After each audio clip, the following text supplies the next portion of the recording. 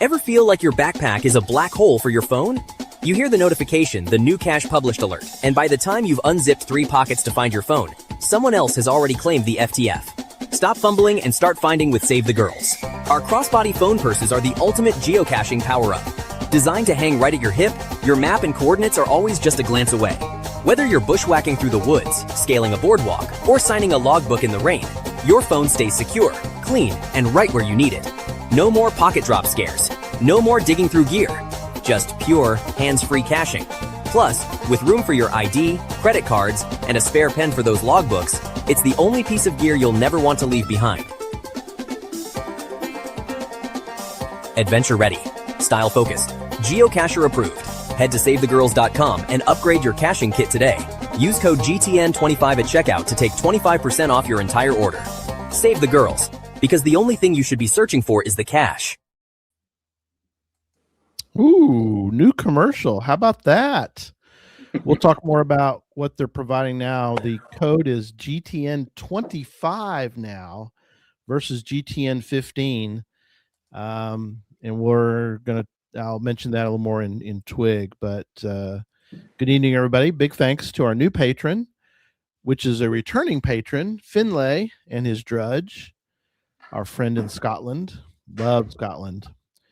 And our featured patrons are from the states, provinces, countries that start with the letter T, as in terrific.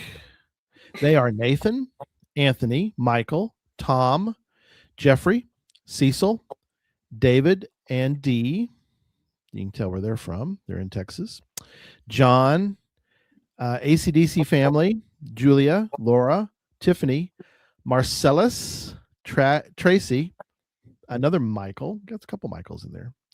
Rick and Yvonne. Thank you to all our patrons for keeping this show and all of our shows on the air. You folks that are patrons are lifesavers and help us keep this show going. And let me bring in the co-hosts. There they are. Howdy. Big night tonight. We're gonna sort of controversial, but that's always the fun things we do lately is some controversial stuff. It will be by the time we're done anyway. Exactly.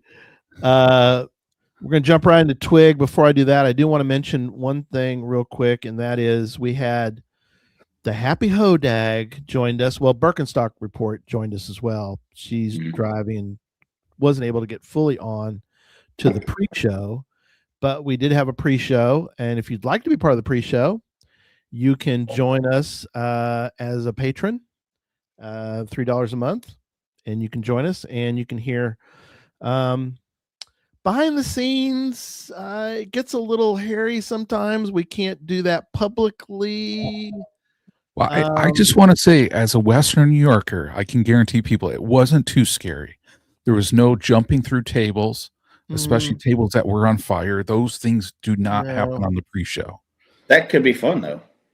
Yeah, I'm not arguing the fun of it, Maybe if we were in the same studio, we could do that. That's right. Maybe so. We had some serious insults and back and forth, but that's because we love each other and we can handle it. And it was great. But great having him on board. And so again, if you want to join us, it's not going to be every week, but from time to time, we're going to provide that. So if you're a patron, you can definitely, it's like the green room. It was like the green room. And it'll likely be in the future. It'll likely be last minute insights, of where we're going to go with stuff. So we're always changing, tweaking right until the show starts normally. So. And it was funny too, because we did spill some beans, but of course, Hodag was the only one that got to hear it. So there you go.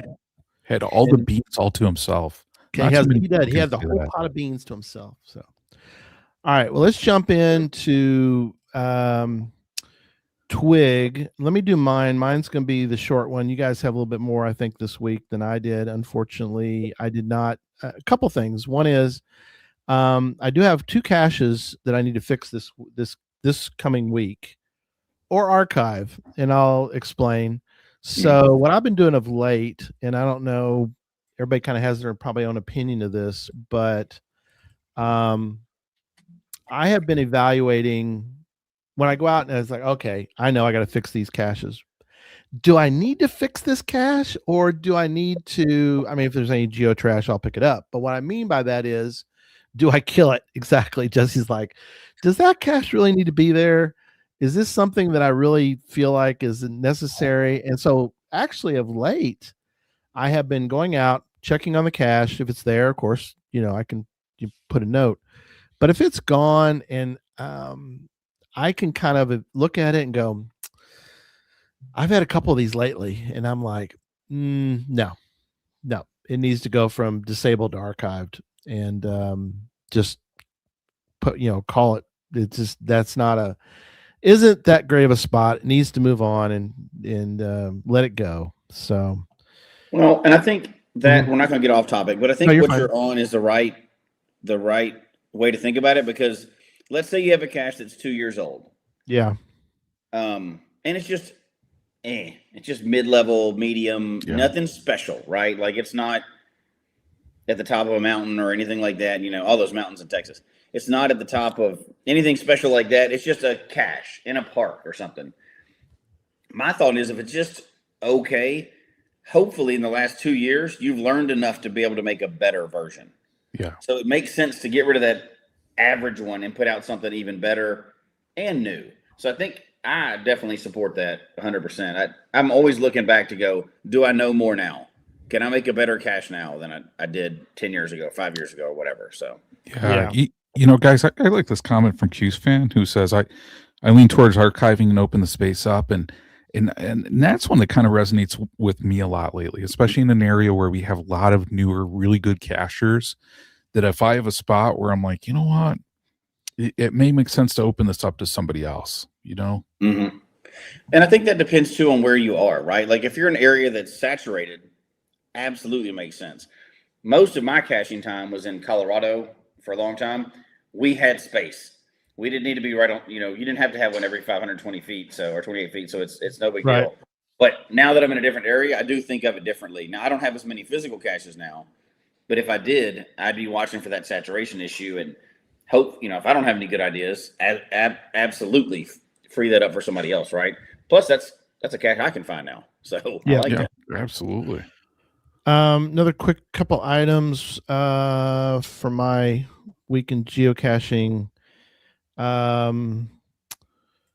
So again, we had the before the show, pre-show patron thing. Patreon.com/Geocache Talk. I'll put it in the chat room, and I'll bring it up as a banner here in a moment.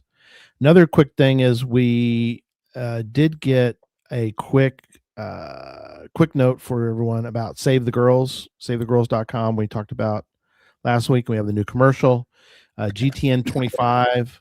If you use that code GTN25 at checkout, you get 25% off your order. One of the things that we are finding, we're sort of overwhelmed them with, and the GTN15 was good, but there were some issues with their own code, and so we discussed it with them. Dawn, our production manager, got with them and did an incredible job of negotiating with them, and I got to listen to that and hear.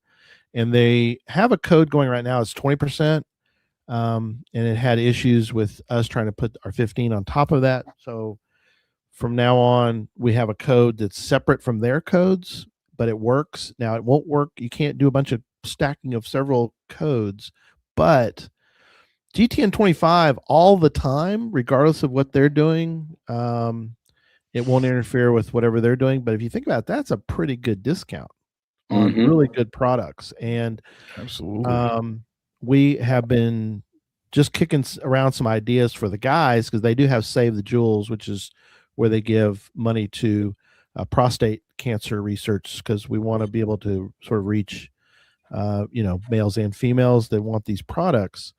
And so we've got some exciting stuff that we want to share with them. We're supposed to meet with them again here soon, but if you want a product and you want your tracking code on it, there is a spot when you go to purchase for it's kind of like an open commentary or comment on the product that you're buying.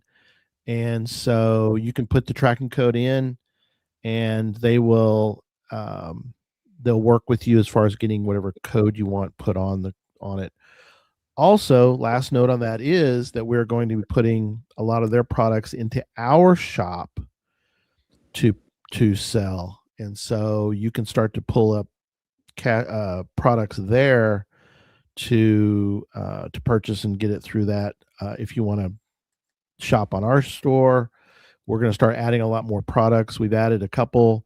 We're going to be adding more. We have coins. We're running out. We've ran out of loop 4s. What now? We've ran out of loop 4s again. But we'll order more. I know. It's crazy. People love those loop 4s.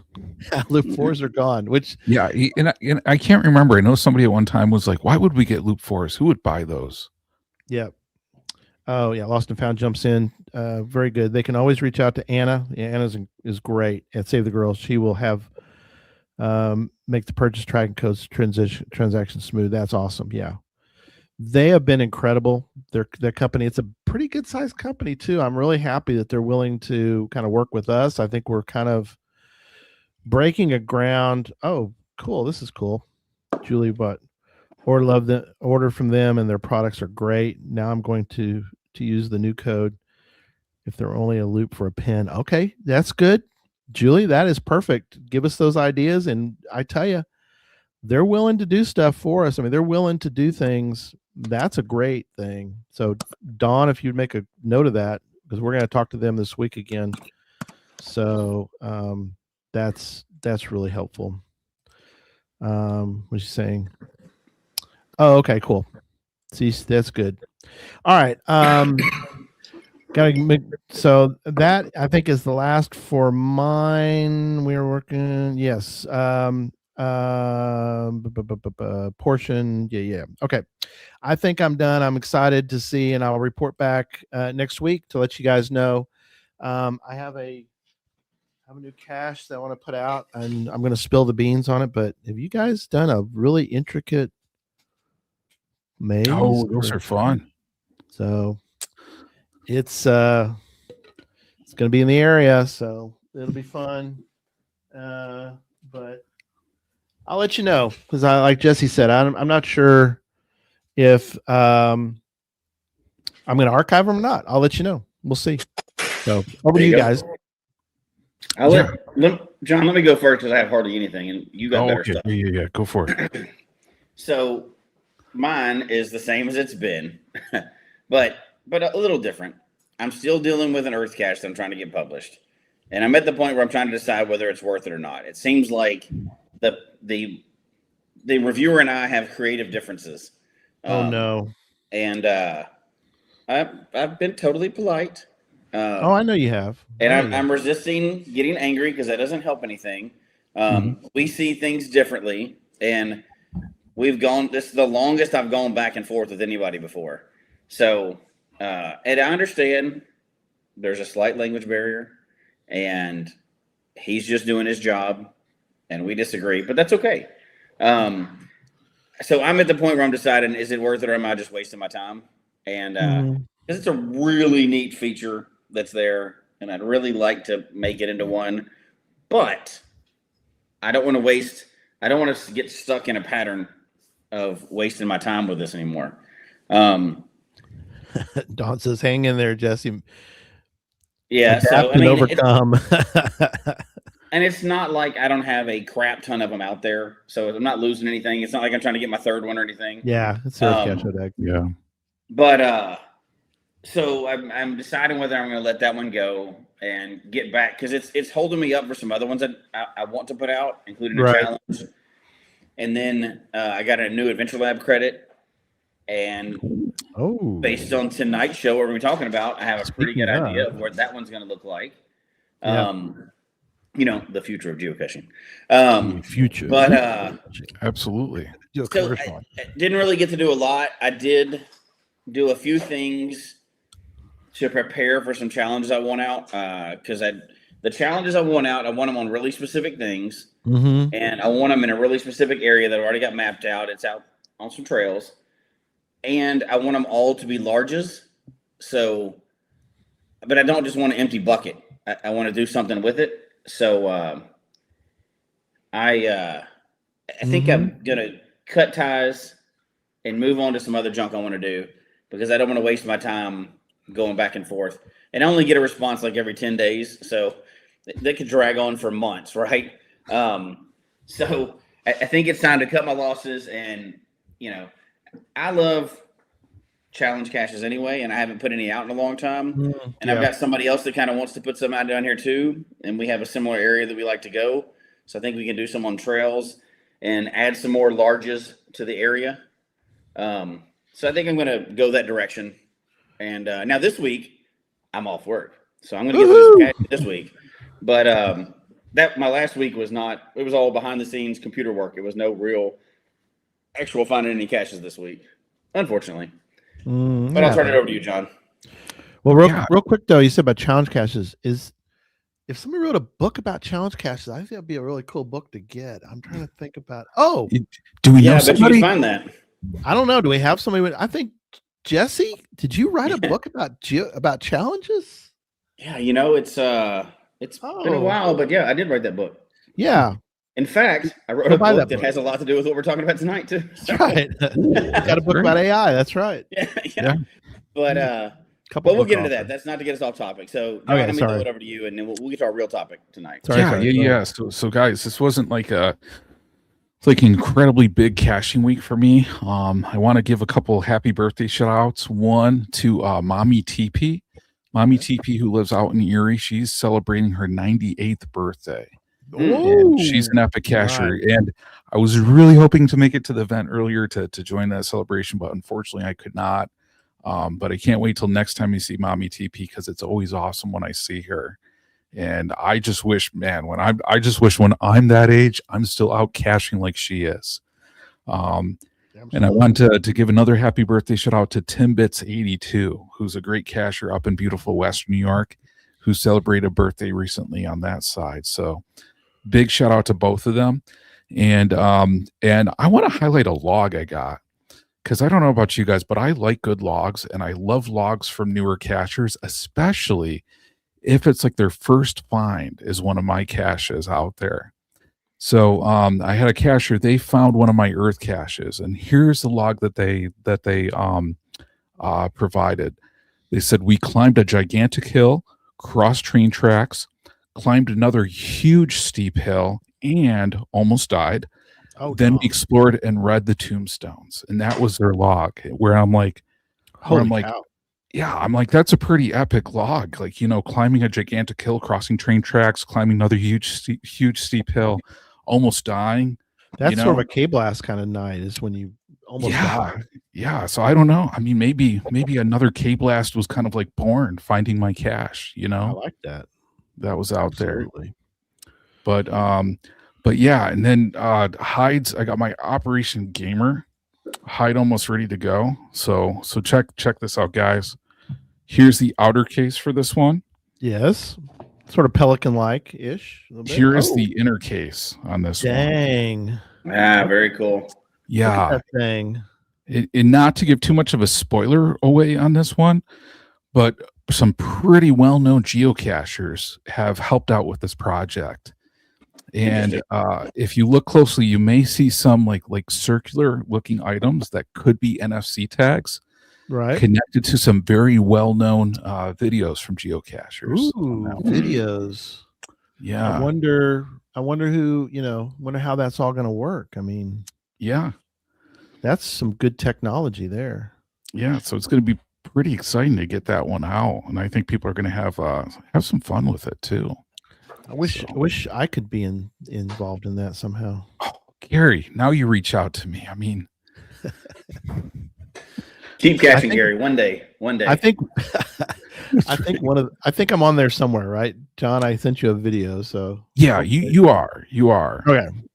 Yeah, my favorite, and that's the only way. I'm not spilling the beans. That's the only way you can find out. Don't spill the B word, Gary. Don't spill the B word, my friend. I'm not spilling it. That's the only way that you can find out what my favorite food is. If you go to that cache and you find the answers to the various questions that are on there. So yeah. Looking forward to it, my friend. Thank you guys. And Pizza News today, guys, I got to share this. I made this amazing breakfast pizza. Jody and I made this. It's not all me, right? Yeah. Got to throw in the Pizza Samurai too. She did her job. Oh yeah, the Pizza Pie Samurai. But check this out. Like we made this breakfast pizza, eggs, of course, cheese, onion rings, barbecue sauce. Just incredible. Just incredible. Onion rings for breakfast. Okay. Yeah. I mean, the onions barbecue are vegetable, sauce, right? Is that what y'all eat for breakfast in New York? Apparently. Barbecue sauce and onion rings? Well, I mean, Jesse, it's like how the traditional New York. What do you have on your pizza? Your breakfast pizza? I eat breakfast. He eats breakfast. Oh, that's good. I eat eggs, bacon, ham. Hold the pizza. Hold the pizza? No. We had a couple. You can't just put breakfast in front of a food and mean it's breakfast food. Yeah. Oh, guys, another birthday on here too. We got Brian at kblast.com.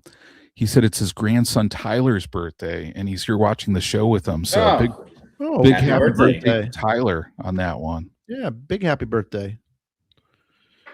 Go. In Happy Hodag, there should be pickles on the breakfast pizza.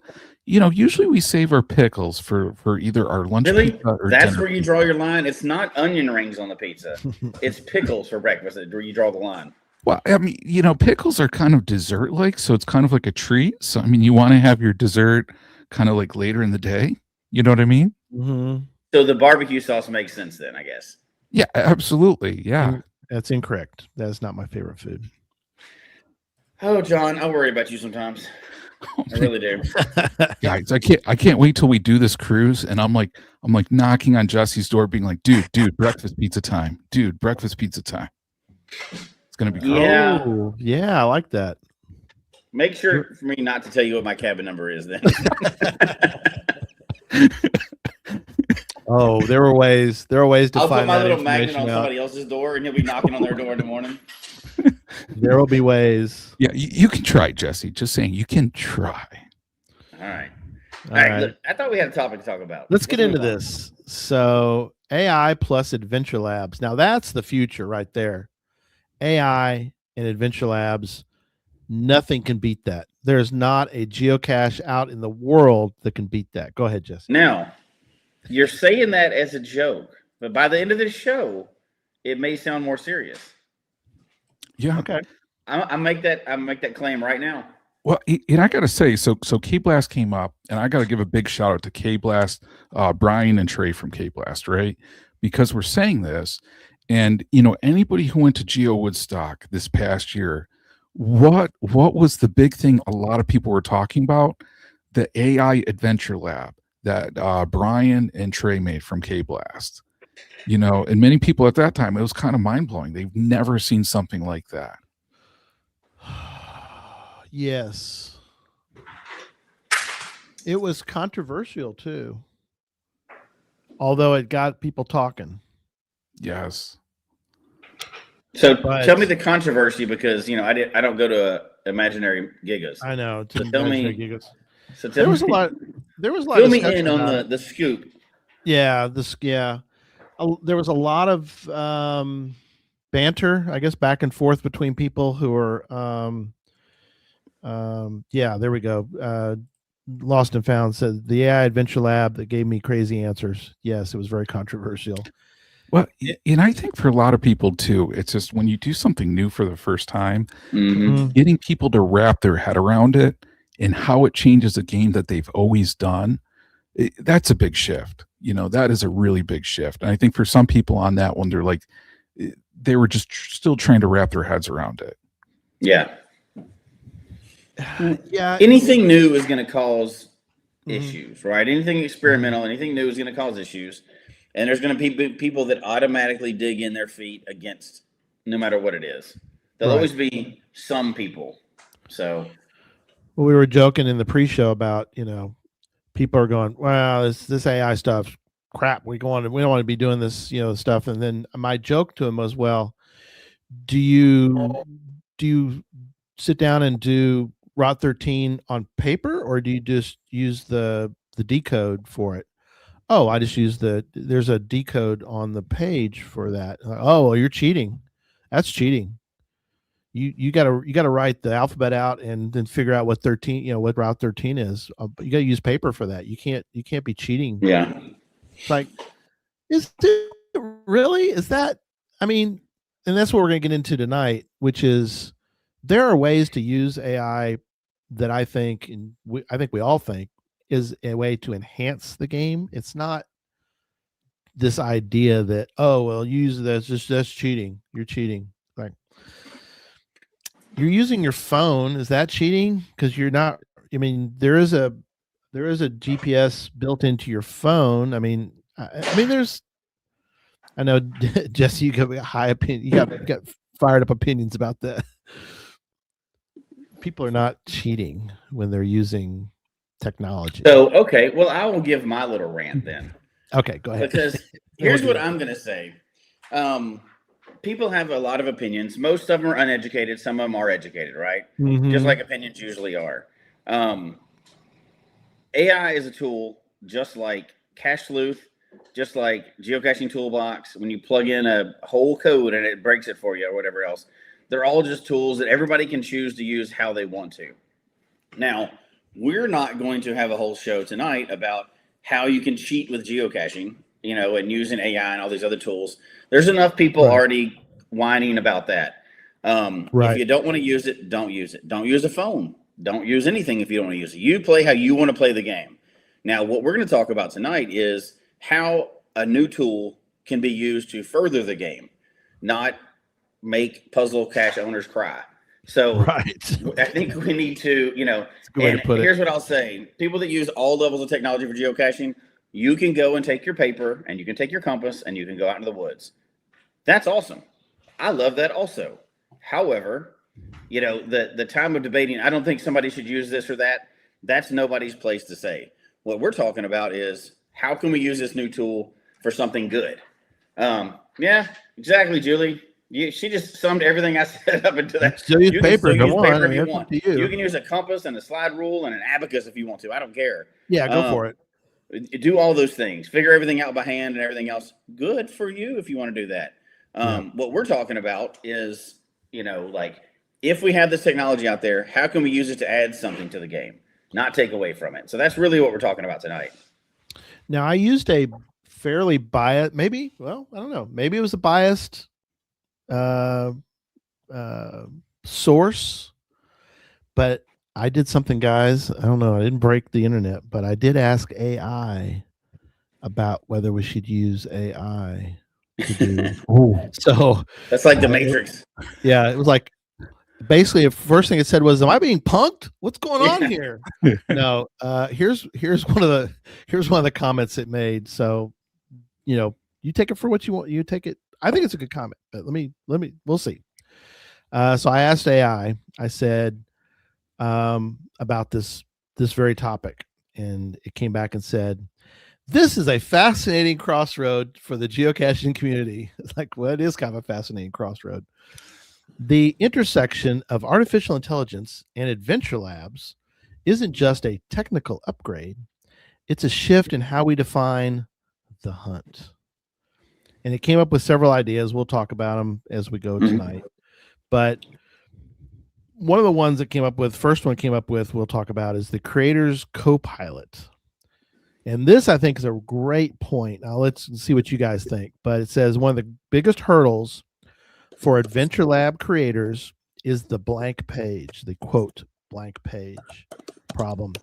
AI can act as a narrative architect, helping cache owners draft compelling narratives, turn a few dry historical facts about a monument into a thrilling time travel mystery or things of that nature. Mm-hmm.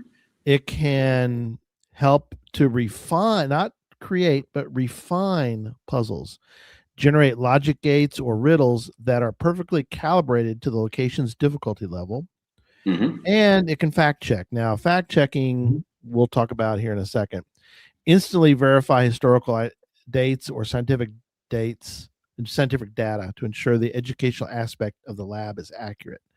Now, from what I understand, and you guys are more the experts than I am on this, and that is over the past couple years, at least 2 years probably, the accuracy of AI on facts has gotten vastly better. If you guys remember when we first were messing with AI, even just a year ago, I think, even and John, I think you confirm me more, is that back then you could say to it, hey, Ronald McDonald was a pretty good president in 1940. It would go, that's right, he was, and then it would just sort of ramble off on information. You're like, this thing doesn't know what this thing doesn't know what the heck's going on in the world. If you were to do it today, and somebody should try it while we're doing this, go ask it how good of a American president was Ronald McDonald. It better come back and say, I don't know what you're talking about. I'm gonna go do it. You guys talk amongst yourselves. So first of all, the big problem is people don't understand what fact checking actually means. Just like people don't understand what research actually means. Research does not mean Googling something. That's not research. No, that's correct. So people overuse the word research and fact checking a lot, right? So AI is just as good as Google or Wikipedia. You can't trust any of those services for actual fact checking and research. They can lead you to factual locations and factual documents and factual sources. They are not factual educational sources. None of those are. If somebody was to Google something and then just trust the first thing that came up, you're going to get what you get. Half the time you're going to get an ad, or you're going to get, whatever the most searched thing is, which just means a lot of people have searched the wrong thing. So you can't blindly trust any computer resource. Now, just like Wikipedia, which academics will cringe every time I say this, but you go to Wikipedia, it's a good place to give you a launch point to go look up other things. It is not, you cannot trust Wikipedia, Google, or AI, any of the AIs as as factual resources. That's just not what they are. Now, can they lead you to good places? Yes, they can. They can lead you down the right path to get research. So people that say that, and they generally don't actually know what research or fact checking is. They just use the Twitter versions, the 2-second versions of them for those. Just like trusting AI to do. I teach math. I teach social education, so I'm involved in that realm. You can't trust AI with math. It can help you a lot of times, but you can't trust it to do it right. It doesn't know. It's not a human, right? And if you're just using, and if you're a novice user to tools like that, you're going to get the output based on what you give it. So there's ways to set things up better, when you're trying to build these things in the geocache. We're going to go up and talk about how to build something in a minute. And if you just say, build me this or give me this, it's going to give you the dumbest answer you can imagine. You have to actually use the tools correctly. And we can talk about that. And I think when we go through an idea tonight that's talking about how to actually improve something and not just try to cheat at something, then I think people are going to start to see the actual value of AI and not just, I can make it easier on myself. Well, that's a waste. And if you want to do that, go for it. Go for it. But that's not what we're talking about. Yeah, and I appreciate what Gary, I think you're kind of really getting to is just certain times, and I think back to junior high, right? I had an English English teacher, and she was like, okay, sometimes the toughest thing is that starting point.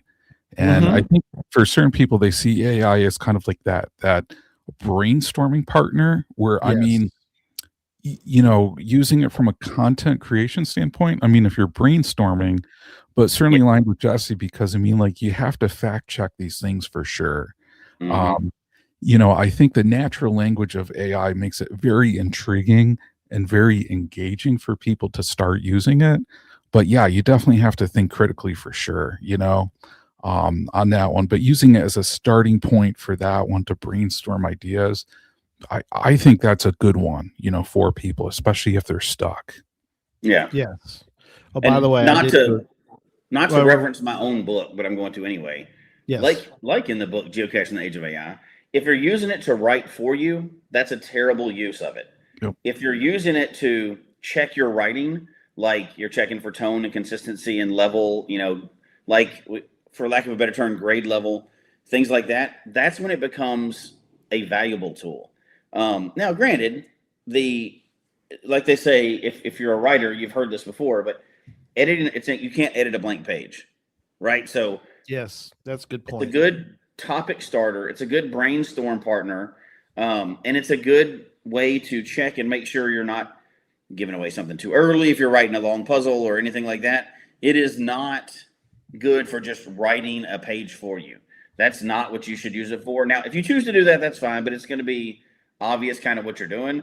But if you're using it as a tool to enhance your writing or enhance your, the layout of logic or something like that, then it's going to be it's going to be worth your time more. So just like we're about to talk about the possible use of it, this would be a lot, this is something that's an interesting use of it, but it's not just saying, make me a cache and then spit something out. That's not how it's going to work. Right. And in case you're wondering, yes. And you guys are right. You want to double check the verify your facts. One thing though, I said, I'll go check it. So I did check it. I said about Ronald McDonald. It says, it looks like there may be a bit of mix up with the name. Ronald McDonald is a world famous mascot for the McDonald's restaurant chain. First appeared in the 1960s. He has never held political office, is what it went in and said, but which is funny.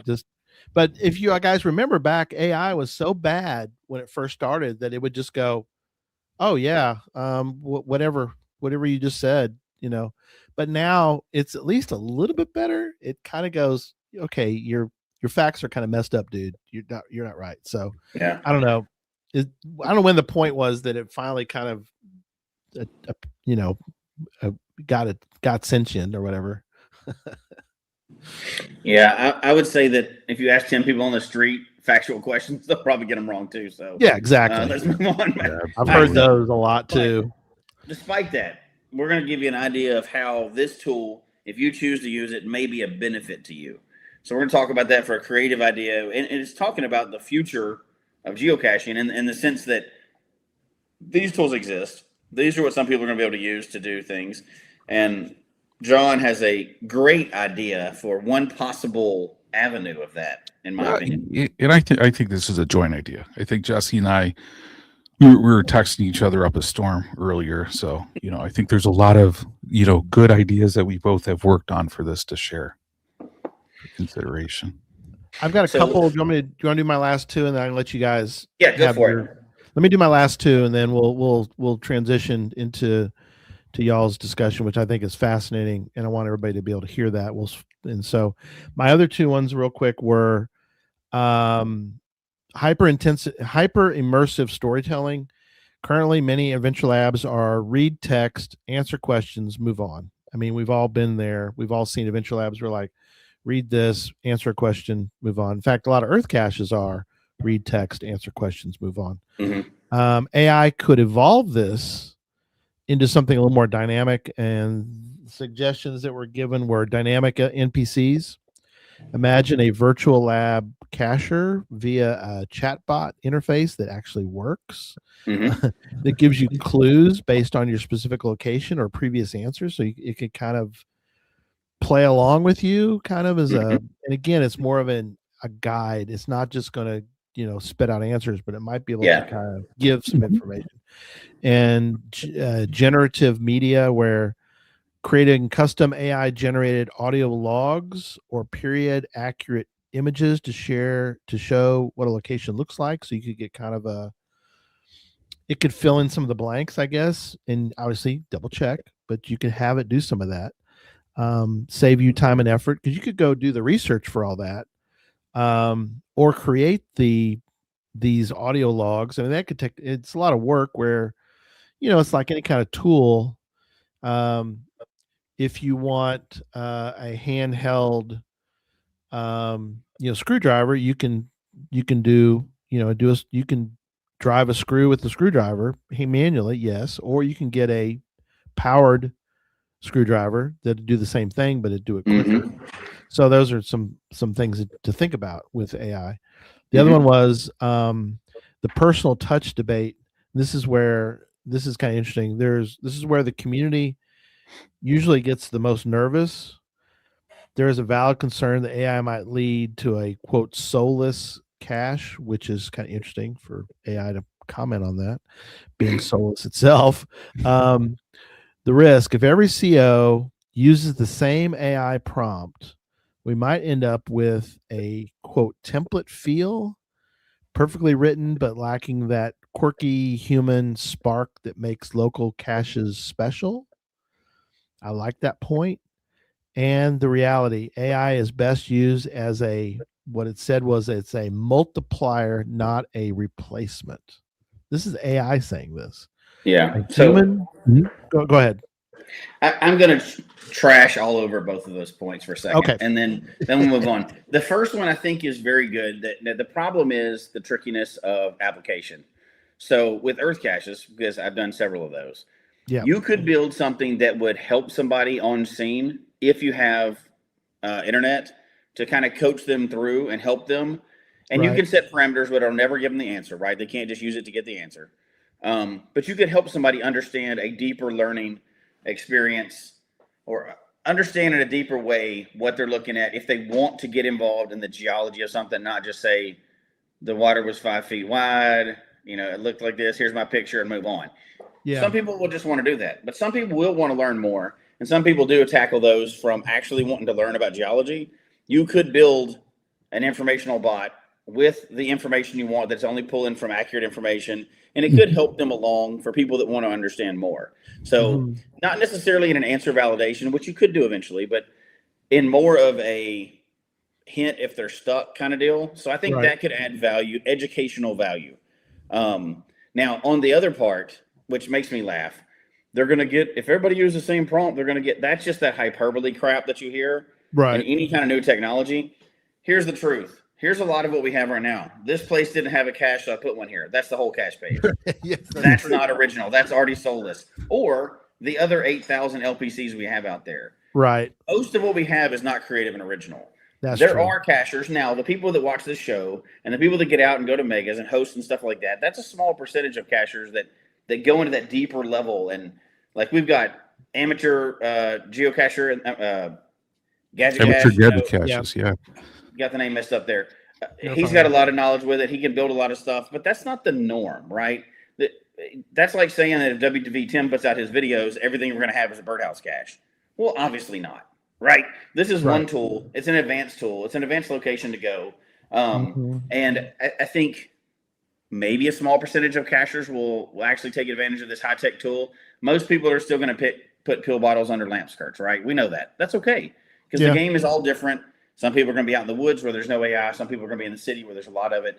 But I think thinking of something like, it's going to change the game with every single cache, that's just silly. There's no way that any of that's going to happen, right? Like, this is one tool. Just like saying, if we put a tutorial out for where it goes, now that's all we're going to have. Well, obviously not, because that's a terrible cache type as far as building, and people don't want to build them. They're fun and quirky, and I love them, right? But it's terrible and clunky. Not everybody's going to jump on that. Not everybody's going to do even what we're suggesting tonight, which is a high-tech version of what you can do. A small percentage of people may adopt this and move forward. So that, like, I'm going to scare everybody something is going to be one of those. That's that scare tactic stuff. And what we're talking about is, hey, here's a new tool that some people are going to use. Some people will never touch AI. Some people will never program a Where-I-Go. Some people will never publish an Earth cache. But we're putting out information for everybody that might want to try something. Right. One last thing, and I want to get to y'all's discussion. Birkenstock report says, especially in the younger generations, which is who we're trying to attract to the game. So there is something to be said about that. That's a good point, that we need to sort of think about how to keep geocaching sort of interesting for all generations. And we all know that geocaching tends to be something that needs a little bit of youth interjection of late, because we have so many people a lot of geocachers tend to be older, and we need to come up with some ways to sort of without taking away from the game, from the sport the way it is now, though, we want to be able to incorporate, I think, get more youth involved. Yeah. Yeah. And here's the thing. And Burgerstock has, and a couple of people talked about some good points, which are valid points. Like why is there birthday bubbles on mine? I don't know what happened. Yeah, I don't know. That wasn't me, guys. That wasn't me. That's AI doing that. Whether it's Gen Z or any of the younger generations, they have opinions on whatever they do. There's environmental impact. There's political stuff. There's people that like it, that don't like it. We don't really care about any of that stuff because geocaching is not going to change any of those things, right? Like, this is a tool that's out there. We don't talk politics. We don't talk war, any of that stuff here. We don't really talk about the environment. All of those are real issues. Those are all way more important than the game of finding Tupperware in the woods. We're just talking about the game of finding Tupperware in the woods. So we're not avoiding those topics. That just doesn't apply to what we're doing, right? Like, there's wars going on and everything happening. That has nothing to do with geocaching. We want to make sure that we're not, in fairness, those are valid points, but we're not dismissing those. We just don't do that. This is a game. So we're just talking about the game aspect for fun, right? So don't want to diminish anybody's real fears of things that are happening in the world, but we're not here to do that. We don't talk about politics, news, any of that other stuff. We're talking about a silly habit of hiding stuff and letting other people find it. So, with little trinkets and, filled with water sometimes. So that's kind of to address those. We're just talking about the fun aspects of it. Absolutely. Yeah. That's been a intention from the beginning. No religion, no politics, no nothing of that. That's enough for some other show. Yeah. Enough about all that stuff. John, we want to hear your idea. I think it's exciting, and some people will be interested in it. Yeah. So I think with AI, it's interesting, right? Because a lot of times when I think of AI, I think the value is kind of like focusing smaller, and it kind of reminds me of almost the topic of big data years ago, where big data implied you did everything with the data that you could, and you could only get value out of it of getting more data. So it was kind of a fallacy for many people on that one, thinking about it in that aspect. So focusing on, how to use AI. And I think it's interesting because I think the AI paradigm and the AI model in geocaching has been focused on kind of the content creation. So, as Gary was speaking, like generating like descriptions, generating all of that, generating pictures. But I think, looking at it from a little bit of a different angle is, you can certainly use it for like, generating like basic things like that. But I know for me, like, I'm kind of like more of like an AI agent, like focus is like how I'm looking at things lately. And I don't know how many people remember like when we did a show on Google Forms back in the day, looking at like response validation, how can you validate certain things and how can you use it? So, when I was taking a look at it, I was taking a look at it kind of from more of that agentic look of, what can we do with that to show different things. So I know I sent Jesse like a few proof of concepts today, taking a look at it. And, just wondering, Jesse, what proof of concept piqued your interest the most? So the one you did, and I don't know how detailed you want to get into what we're talking about tonight, but the one you did, I would describe it as one of those living history kind of deals. So that's the concept that came into my mind when you're talking about this. So you go to a location, and at that location, something triggers your agent that's just programmed to say certain things, right? Like he can talk to you or whatever, but you're now talking to a character. And as you walk through that conversation, you want to get to some trigger at the end. You're going to get to a trigger that's going to say, okay, your code is so-and-so, or the coordinates are so-and-so. So just like you would do with any other puzzle or multi-cache or whatever, except for what you created was a interactive way to talk back and forth with a person. Now, this could take any form. Now, the one you did, I don't know if you want to talk about it because it's part of your cache, but it was related. I'll talk about it. Okay. It was related to music. So you're talking for a little while, and then eventually you get a code or whatever. I think that's a very interesting concept that could be layered in with Wheragos, layered in with lab caches like we were talking about, or even other cache types as well. And I think, is it a lot of work? What you were talking about, is it a lot of work? Absolutely. But certain people are into building Wheragos or whatever, or earth caches, or any of those cache types like that take a lot of work more than just hiding traditional in the woods. And I think it's an interesting concept for people like that. Yeah, absolutely. And here's one I put together. So one of the trails we take care of, there was the famous or the infamous 1872 Christmas Eve train wreck that took place. So on that one, it was kind of interesting. We found like testimony and like historical files upon some of the people that were actually involved with that accident. So on this one, I took a look, compiled those resources, and created an agent for the engineer who was actually like on that wreck that night of. So and I'll just ask some pretty general ones, but so people can kind of talk about it, learn kind of some more like things, what happened that night, what went down on that one. And on here you can see some of the responses that he's giving from here. But using that as kind of like a way, because always for me, and I've spoken about it at different shows, I love history, and I love like how people can interact with history and perceive it, especially when they don't know history's taking place. So on this one, kind of constructing that character from just historical resources that people could take a look at, based upon that to learn more about that incident. So one of the things I'm going to do as well too is then build, further agents off of the different people that were involved that night in the accident, including their testimony too on that one, for people to talk to them and kind of find out information. So I don't know, from a historical perspective, I think that's kind of neat in connecting with that. And especially if you can get somebody on site to connect with that history, I think that's interesting as well too. Yeah, I think it opens a lot of opportunities right now. I understand this is not that programming these are hard, but it does take a little work. But I see this as an opportunity to really add some higher tech into the high tech scavenger hunt. Yeah. In that now we're talking about Adventure Labs tonight, but I want to talk about it also in the framework of Where I Goes, because I know a lot about those, and I know some about Adventure Labs or whatever, but I've built a lot more Where I Goes. So, but I think the parallel is both. You go to a stage and you do something, right? And many times people have talked about lab caches or the modern version of Where I Goes, which leaves a little bit to be desired, in my opinion. But so let's say you're doing it for a lab cache on one of these, and you go to a stage. Now, everybody knows how kind of the old school Where I Goes were, even the samples. You go to somewhere and you'd interact with a character. It was extremely limited in the Where I Go software, right? Very limited. I want to take this item, I want to do this, or, hey, come talk to me. And, it's got the little wizard or whatever you're doing.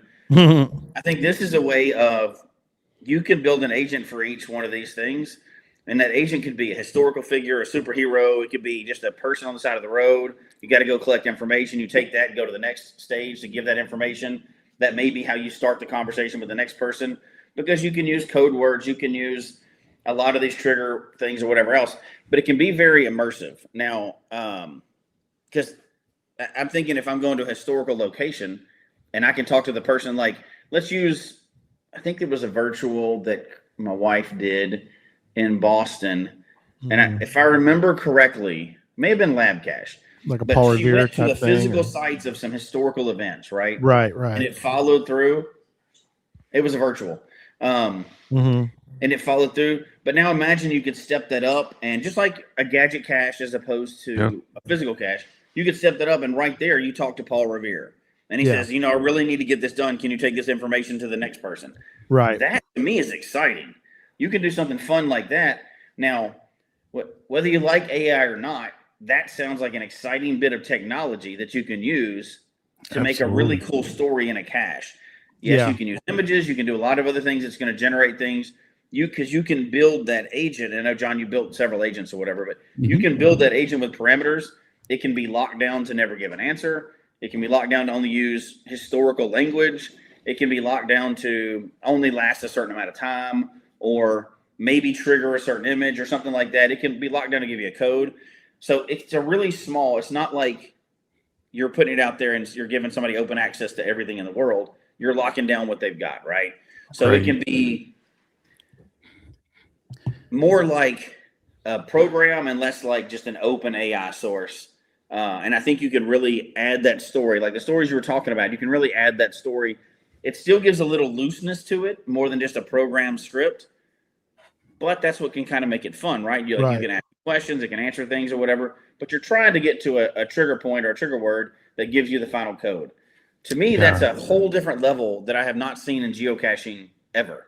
Right. Well, and this is one. So we created this one based upon like a code word. So kind of like, thinking in the past, you go to Certitude or something and, you type in here and, each time, no matter what you put in, it's not going to give me anything until I enter the code word. So you could actually like have it go to a site, look it on there, enter the code word. And, the code word in this one is just Titanic, on this one. So if I put in Titanic, then it goes to the next stage, it will respond back. And, just for some kind of just like, seeing what it does on here, Oh, go ahead, John. That's interesting what you did, because that could be a code word that they get somewhere on location. Correct. So now you're tying them once again to the physical location instead of sitting on the couch somewhere and solving a puzzle, right? So that's another one of those checks that you could use. They have to get a code, or what's the number on this thing or whatever, or, what do you see here? And I think that is a really interesting aspect of what you did. Yeah, absolutely. Because I was just thinking, like, how do you do like a response style validation? Because in the past, using something like Google Forms for it, but now being able to use an agent to do that. So you could just see from there, like the code word, the agent would not do anything whatsoever and just repeatedly ask for the code word until you entered the code word. And then it triggered further actions from here. Would you want it though, John, to give sort of beat around the bush kind of answers? Hint at something, because otherwise, it depends. But are you really getting AI if you're like, what's the code word? And you go, I don't know. Or you say, I guess what I'm concerned about, or not concerned, but I'm saying that you want it to interact, right, to an extent, because if you're just waiting for the word Titanic and it never gives you any information other than. Well, you're thinking from the beginning, right? So let's say this is stage 2. Okay. You have to go to stage 1 and like it's Paul Revere. I need you to pass this message off. When you go to the next stage, that's the code you're putting in, so people aren't just skipping stages because they heard their friend could do it or whatever, and not cheating as much. What's the code word? I got to pass you this information, the secret information. What's the code word? So I know it's really you. You could put in the code word. That's true. And if they don't give you the code word, you didn't do first stage. You didn't go to stage 2, right? Like you wouldn't want it to be random and do that, but you would want to weave that into the story, right? Right. Now you could also say, like, if this is stage 2, it could be programmed to go, the code word was what Paul Revere gave you. I need to have that to confirm that you're true, right? You could give more information on that, right? Depending on how you built the story. Yeah, and this is really kind of proof of concept, Gary. So I mean, just to see like from here, from that response validation put. So I mean, you could create that interaction. You could actually like kind of figure out, does it give you hints? In this kind of scenario, and I won't go through the full scenario on this one, but I actually went through and I said, like, after 2 minutes of interaction, provide this. Right. I follow you. So, as a way then to help kind of like guide people a little bit further. Yeah. Or could you put in then like words that were close and you're like, oh, well, that's not the answer, but you're getting warmer. You can do that. Absolutely. Yeah. You can set the parameters up to whatever you want, right? Like, and absolutely. I think before we finish tonight, I think it's worth saying for people that are new to this, the way that agents are built, because John's built a bunch of them, he can give you the more technical details on this, but the way agents are built, they're built to protect the end user's privacy. So if you're using it, it's like a dumb program. It can't give your location. It can't give any information about you. It can't do anything. So it protects you can't even get their IP address. So it's not like you can use it to collect information. Right. Agents are end user agent little programs are specifically designed to anonymize and protect the people that use them, so that you can't put a QR code out and collect people's data. Right. Right. So before we go down that road, that's kind of something worth saying in the day of identity theft and everything else. Yeah, it's good to clarify, and I know we're at the hour mark. I'll just show like another example too.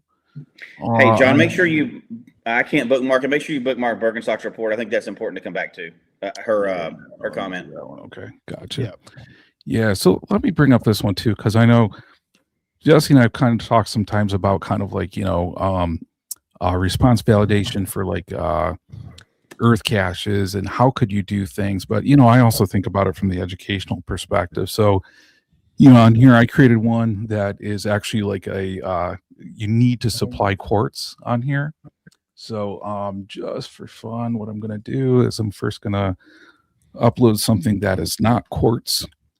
And I'm going to put it in. It's going to analyze the image and let's see what it says, but it should identify it not as quartz. Yeah, so it says, please upload a photo of quartz taken with an Apple or Android device.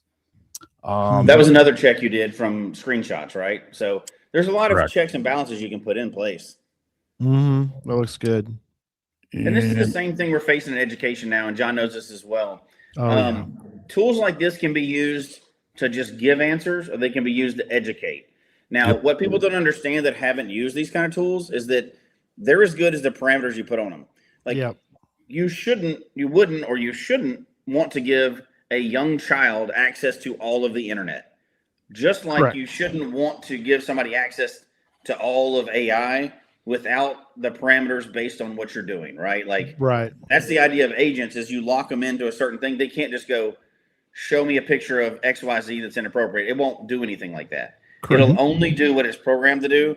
So I think that's an important thing. Or like John's setting up, it can do checks against cheating in certain ways. Now, it's not going to be foolproof. Everybody can find a way to cheat.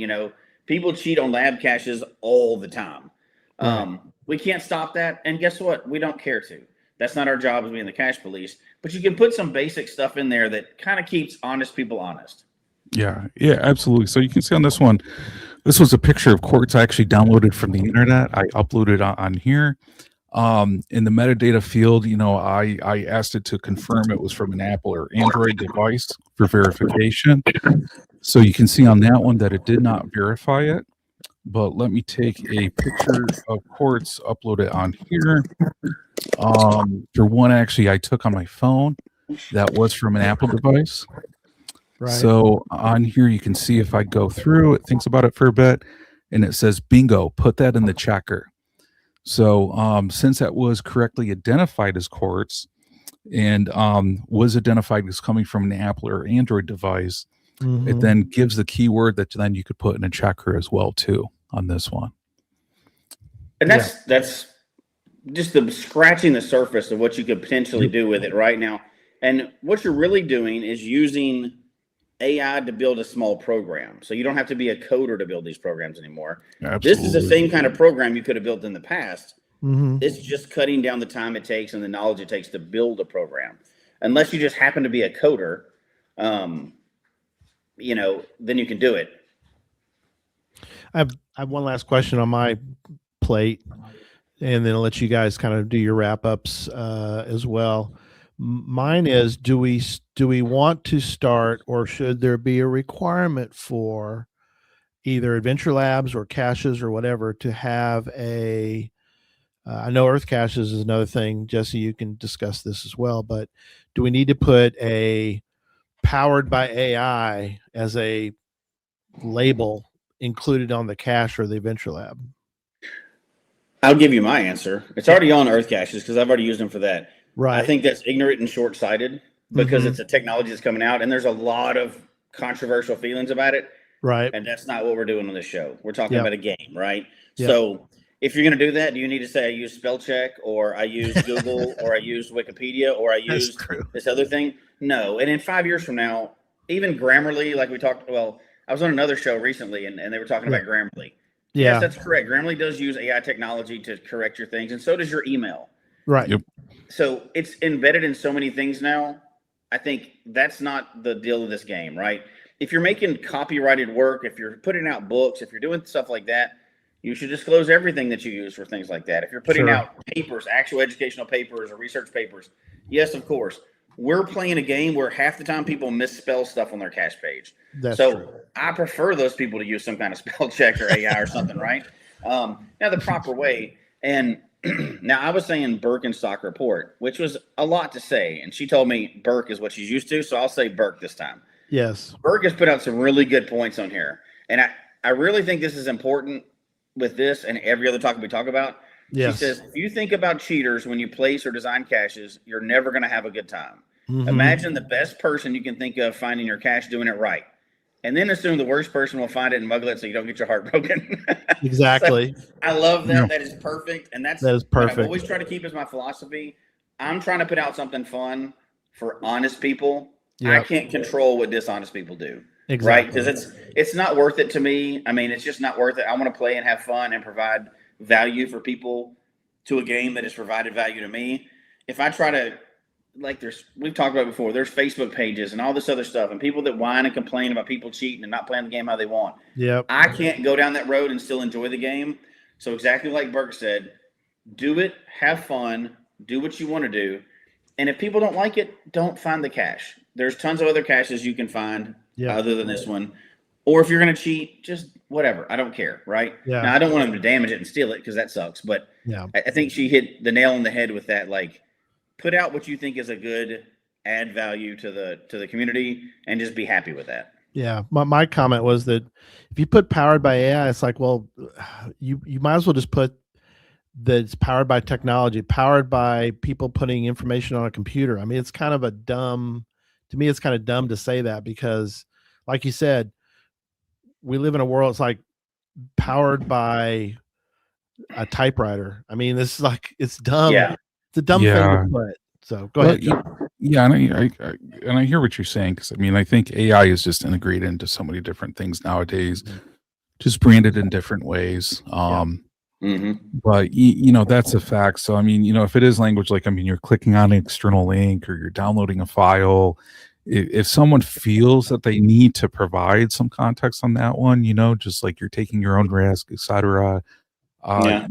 Feel free to put on there, but it's one of those things. I know, like Chad and I talk about this on Gadget Talk quite a bit, and it's like not every cache is meant to be found. If somebody's uncomfortable doing a cache, don't do it. For example, given like I don't scuba, I don't know how to scuba. Yes. Yeah. So I'm not going to go for a scuba cache. I wouldn't feel safe doing that. I wouldn't feel good doing that.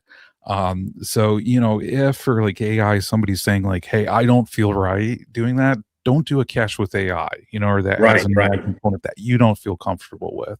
Yeah. And, I respect that 100% if somebody wants to take that approach. Yeah.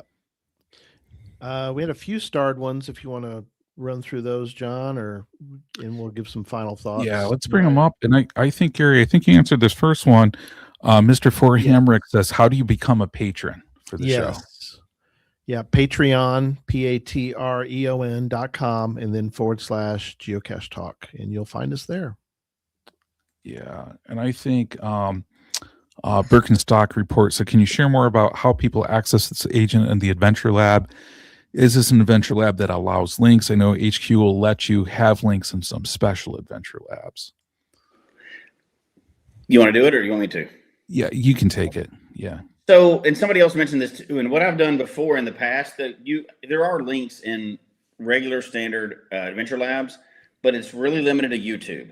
Now, I've done a lab cache in the past where you watch a video and you get the clues for the words out of that. So one word comes out of that plus something that you see on scene. So it's interactive in that sense that you have to watch a video, get half the keyword and half the keywords you get from on scene. Those are completely allowed. So that link is a YouTube link. That's not really where you would put it. You'd have to use a QR code. If it was not an Adventure Lab, you could use an NFC tag. But if it's an Adventure Lab, you're not just putting physical on scene. You can use a QR code as an image in there, and it'll scan and take you right to it. So there's a couple different ways to do it depending on what cache type you're putting out there. Yeah, absolutely. And I think that's the thing too. I mean, we're mentioning this on Adventure Lab, but people could use these in different cache types as well too.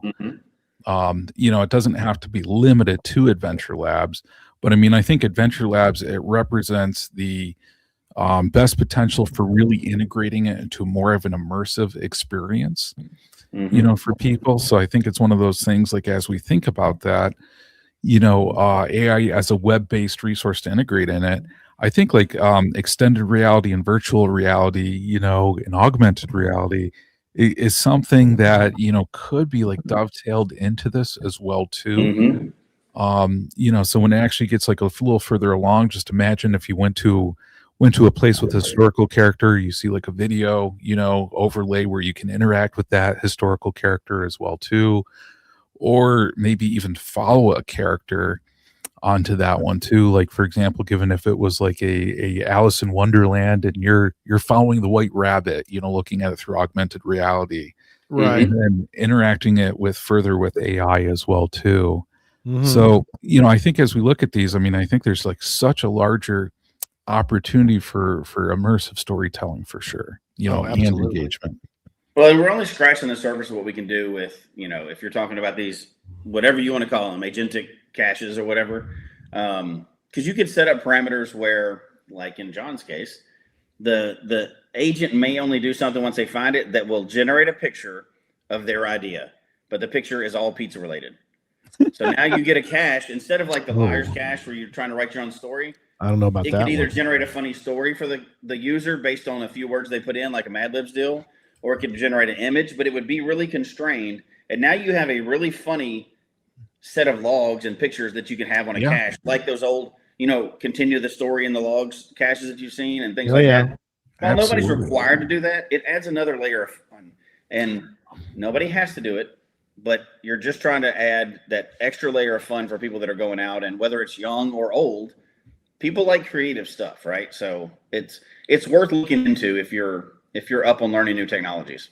Wow. Absolutely. That's true. We up to final thoughts? Yeah, I think you want to go first. Yeah, I'll go first. You guys have done a lot more in this this field than I have, but I did think it was funny asking AI about AI, which is, I don't know, maybe I'm a child. I get a kick out of that, but I thought it brought up some interesting points, and I actually kind of agreed with it in the sense that it's a tool. One of the last things I'll mention in my final thoughts is that it says it gave kind of a verdict, and it said, in my view, this is AI saying this. It's also I agree with it, which is kind of funny. It says AI is a helpful tool rather than a threat. Think of it like a GPS unit. When geocaching started, people feared handheld GPS units would make it too easy compared to, I don't think that's completely accurate, but this idea is that, and you talked about this too, Jesse, during the show, that that do certain tech, and the idea is, does certain technologies, are they looked upon as cheating or are they tools? And so in this case, I think that if you look at AI as a tool and not a, hey, here's a puzzle, fix it, or go ahead and solve it for me, I don't want to mess with it.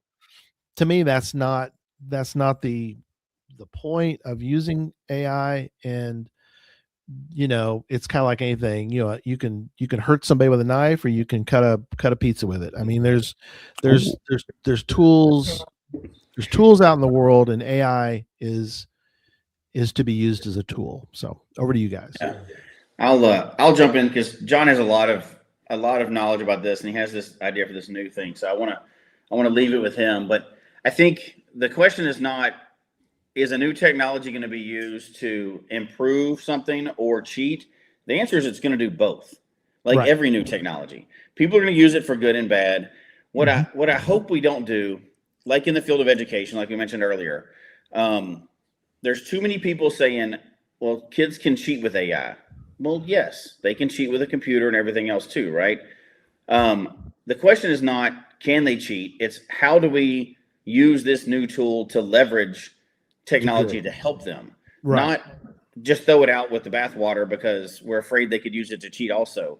Well, we have computers in every classroom and kids use them to cheat right now, I promise you, right? Sure. We're not going to take the computers out of the classroom because that's never going away.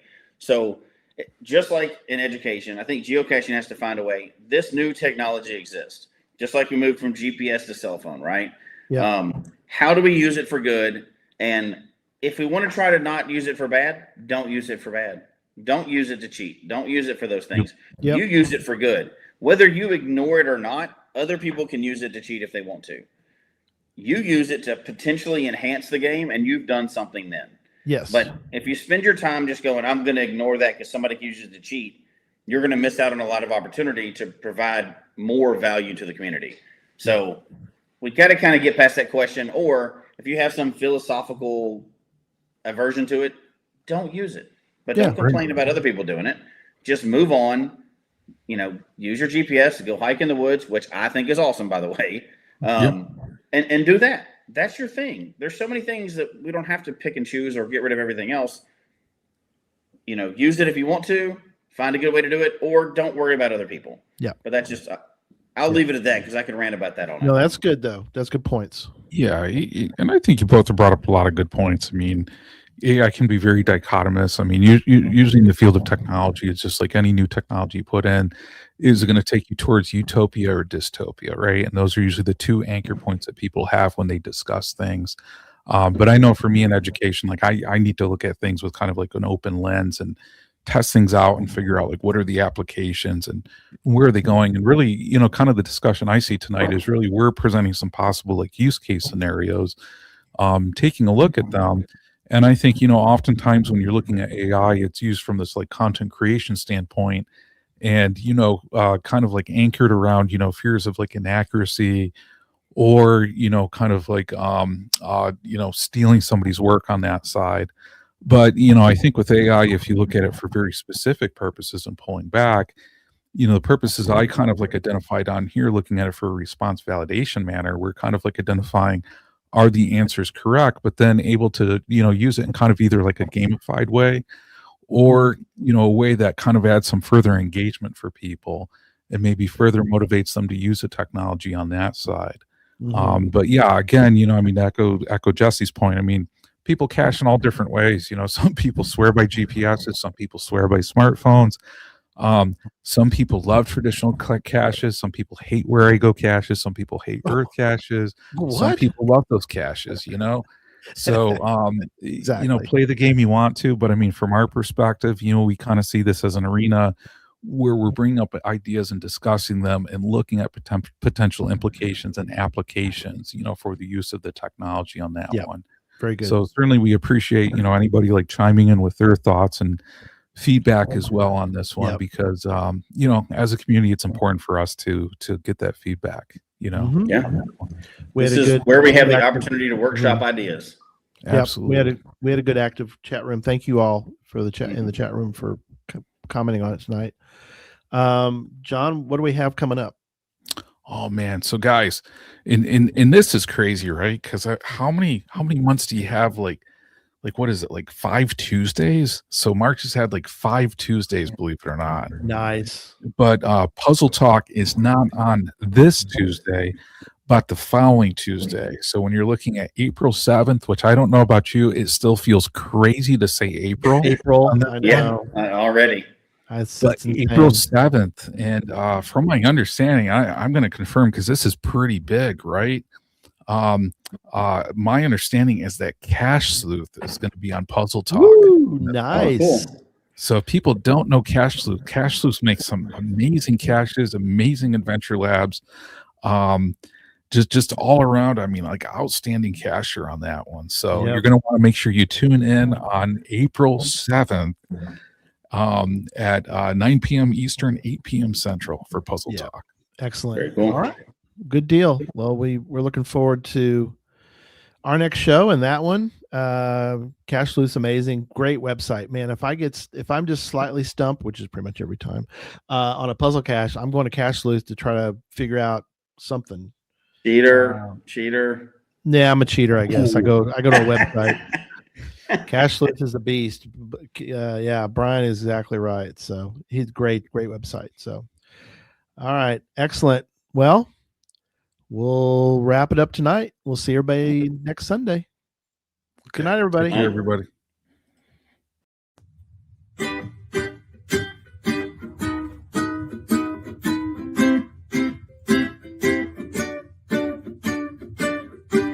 May your finds be many and your DNFs be few. May the terrain and difficulty both be less than 2. And whatever find its way to you. And may we all meet again. Folks, we hope you've enjoyed the show tonight. Please email us your comment at geocachetalk@gmail.com. Don't forget to follow us on Twitter, Instagram, and Facebook. The show can be found on Apple Podcasts, Stitcher, Radio Public, or Spotify, as well as at the Geocache Talk website. Don't forget to click that subscribe button below and ring that bell notification so that you can see and hear the show on a weekly basis. And tell your friends about the show. Get them involved with us in the chat room. And until next week, don't just talk about geocaching, go geocaching.